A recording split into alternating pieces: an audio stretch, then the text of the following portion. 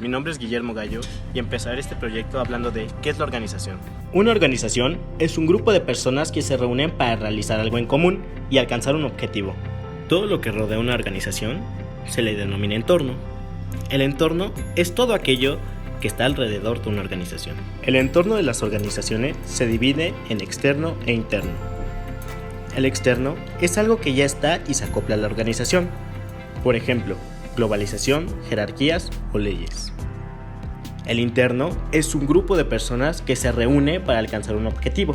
Por ejemplo, la cultura o jerarquías. Soy Mario Bello y vamos a hablar de cómo está conformada la cultura. En el entorno de las organizaciones, la cultura está conformada por normas, tradiciones, costumbres, valores, creencias e historia. Yo soy Eduardo Miranda y vamos a hablar de cómo se agrupan las instituciones. En las organizaciones existe la agrupación de instituciones, la cual está dividida en dos grupos, las cuales son, respondiendo a su origen, creadas, existen o se originan en respuesta a necesidades de la sociedad, son impuestas por la figura que sostenga el poder, evolucionadas, reglas que no fueron creadas de forma consciente, un ejemplo serían las costumbres o tradiciones. Respondiendo a su origen, formales, son reglas definidas por el grupo político, son más dinámicas y presentan cambios constantes, ejemplo, códigos de conducta o el código de vestimenta. Informales, se relacionan con la cultura, costumbre, tradiciones, sentimientos, son más resistentes al cambio relacionadas con la cultura de la sociedad. Hola, yo soy Carla Ramos y vamos a hablar de conflicto y movimiento social. Un conflicto son dos personas con intereses diferentes que entran en confrontación. Un conflicto se fomenta en una sociedad inestable, con enfrentamientos entre diferentes grupos sociales e incongruencias. Ahora nos enfocaremos en el poder político, gobierno y Estado. El poder es la capacidad que tienen los individuos o grupos de hacer que se cumplan sus propios intereses o preocupaciones, incluso si otras se resisten a ello. El poder legítimo influye en grupos o individuos, se le puede reconocer la autoridad, pero no tiene poder en la organización. El Congreso de la Unión puede hacer, cambiar o crear reglas. La política es el medio de conseguir y mantener el poder de gobernar. El Estado es el aparato empleado de administración pública que ordena, norma y reglamenta acciones que se dividen en tres ramas, las cuales son estatal, municipal y federal. Explicaremos los sistemas complejos. La sociedad es un grupo de individuos que viven en un territorio determinado.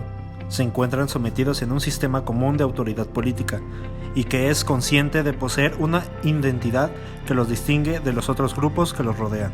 Un sistema es el conjunto de procedimientos, funciones o personas para llegar a un objetivo. Los sistemas se dividen en dos. Simples, son a los que se les puede observar las fallas y son elementos únicos y aislados. Por ejemplo, recursos humanos, capital humano, reclutamiento y psicólogo. Complejos, no se pueden observar las fallas hasta estudiar bien el problema, y están compuestos por varios elementos en el sistema.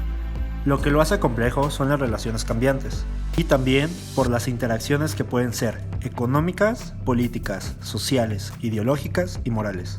¿Qué es la dinámica social y cuáles son sus niveles? La dinámica social son los actos medidos para desempeñar funciones, pero al mismo tiempo tenemos la suficiente libertad para crear innovaciones y generar cambios. Los movimientos sociales, como sindicales, estudiantiles, ecologistas y feministas, son los que cambian la dinámica social para así crear una revolución ideológica. Dentro de la dinámica social existen tres niveles, las cuales forman una pirámide. Macro, algo que afecta mundialmente. Un ejemplo sería el medio ambiente, el feminismo y el movimiento estudiantil. Meso, sucede algo que cambia la dinámica en proceso dentro de una institución. Micro, afecta a una familia y un entorno. Un ejemplo sería que interrumpe la vida cotidiana.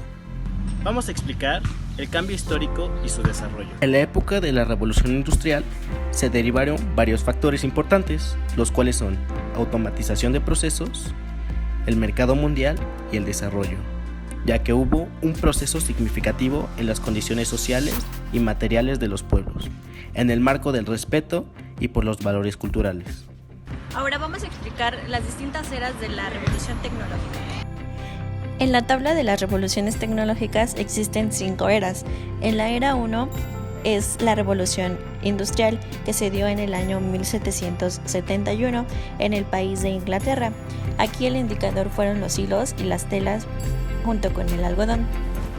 En la era 2 se caracterizó por la maquinaria de vapor y los ferrocarriles en el año 1829 en el país de Inglaterra, Europa y Estados Unidos. El indicador aquí fue la prueba del motor a vapor. La era 3 fue la de la electricidad y la ingeniería pesada en el año de 1875 en el país de Estados Unidos y Alemania. Aquí fue donde se inauguró el acero. La 4 fue la era del petróleo, del automóvil y la producción de moda en el año de 1908 en el país de Estados Unidos y Alemania. El indicador aquí fue la salida del primer modelo de la planta de Henry Ford. La 5 fue la era de la informática y las telecomunicaciones en el año 1971 en el país de Estados Unidos. Aquí se creó el primer procesador Intel en California. De las fases históricas del desarrollo. Etapas del capitalismo. En el periodo de 1780, la fábrica a pequeña escala en Inglaterra. En el periodo de 1830 a 1880, el capitalismo monopólico industrial en Inglaterra. Periodo de 1880 a 1935, el capitalismo monopólico financiero en Estados Unidos e Inglaterra. El periodo de 1935 a 1980, el capitalismo monopólico estatal en Estados Unidos. En el periodo de 1980 al 2000, el capitalismo informático en Estados Unidos, Alemania y Japón. Para concluir, hablaremos del atraso y desarrollo social. Los tipos de naciones en países centrales dictan pautas en la economía mundial, naciones desarrolladas y que se encuentran a la vanguardia, locomotoras de primera economía global. En los países del capitalismo atrasado y dependiente, se arrastran por las causas y las brechas que abren las naciones desarrolladas. En vías de desarrollo es la línea o camino a seguir para alcanzar el crecimiento, el desarrollo económico en una nación en un momento histórico son como para lograr una meta.